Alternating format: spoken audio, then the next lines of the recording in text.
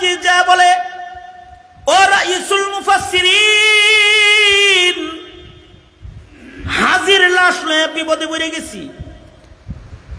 রাস্তায় মারা গেল, কবর খনন করলাম, যে কবরে নামাইতে চাই ওই কবরে দেখি সাপ 4 জায়গায় কবর খনন করেছে। আব্দুল্লাহ ইবনে আব্বাস রাদিয়াল্লাহু আনহু বলেন 4 জায়গায় না। আব্দুল্লাহ ইবনে আব্বাস রাদিয়াল্লাহু আনহুমা তিনি হজ্জে বাইতুল্লাহর সফরে যাইতেছেন। আব্দুল্লাহ ইবনে আব্বাস ওনার কাফেলা সামনে চলতেছে, পিছনে আরেকটা কাফেলাও চলতেছে। এই কাফেলায় যেই হাজিরা হজের সফরে রওনা করছে, এদের ভিতরে একজন হাজি হজের সফরে অসুস্থ হয়ে পড়ছে। অসুস্থ হইছে তো হইছে, মরুভূমিতে রাস্তার মাঝখানেই হাজির মৃত্যু হয়ে গেছে। ইহরামের কাপড় পরা, মরণ হয়ে গেছে, মৃত্যুবরণ করছে। মৃত্যুবরণ করার পরে এই হাজির জন্য রাস্তায় কবর খনন করা হয়েছে।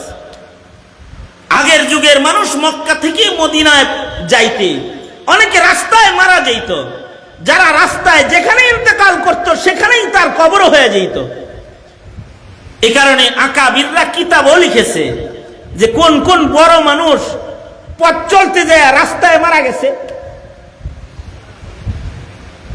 রাস্তার ভেতরে মাম্মাতা ফি তারিকিল মক্কা, কিতাবের নাম মাম্মাতা ফি তারিকিল মক্কাতি জাওআন, ক্ষুধার যন্ত্রণায় অথবা পিয়াস যন্ত্রণায় রাস্তায় হজে যাইতে যায় কারা কারা কোন কোন বড় মৌলবী মারা গেছে তাদের লিস্টি কিতাবের ভিতরে আছে। অর্থাৎ মরুভূমিতে মরুপ্রান্তরে মারা গেছে, তো মরুভূমিতে কাদের দাফন হয়েছে।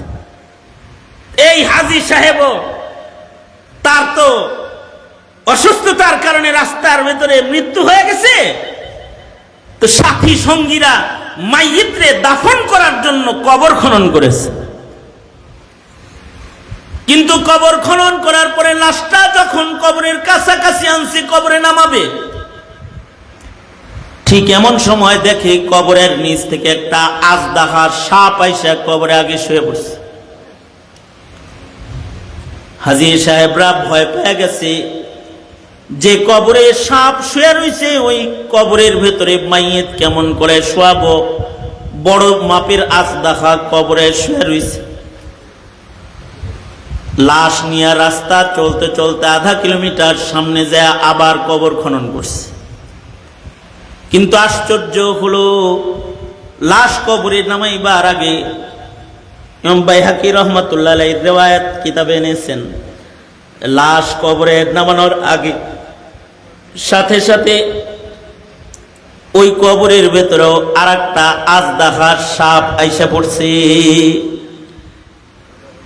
এইভাবে করে 4টা কবর খনন করেছে এবং আশ্চর্য, লাশ নামানোর আগেই কবরের ভেতরে সাপ আইসা শুয়ে পড়ে। কাফেলার লোকেরা পেরেশান হয়ে গেছে। কাফেলার লোকেরা আব্দুল্লাহ ইবনে আব্বাস কে যা বলে, ও রাইসুল মুফাসসিরিন, হাজির লাশ লয়ে বিপদে পড়ে গেছি। রাস্তায় মারা গেল, কবর খনন করলাম, যে কবরে নামাইতে চাই ওই কবরে দেখি সাপ 4 জায়গায় কবর খনন করেছে। আব্দুল্লাহ ইবনে আব্বাস রাদিয়াল্লাহু আনহু বলেন 4 জায়গায় না, পৃথিবীর যেখানেই তার জন্য কবর তোমরা খনন করো সেখানেই তার কবরের আজদাহা তার কাছে হাজির হয়ে যাবে, কারণ এটা তার কুকর্ম। জীবনে সুকর্ম করে নাই, এ কারণে সে কবরে যাওয়ার আগে তার কুকর্ম তার কবরে চলে যায়। সুতরাং কবর ঘন ঘন খনন করে লাভ নাই।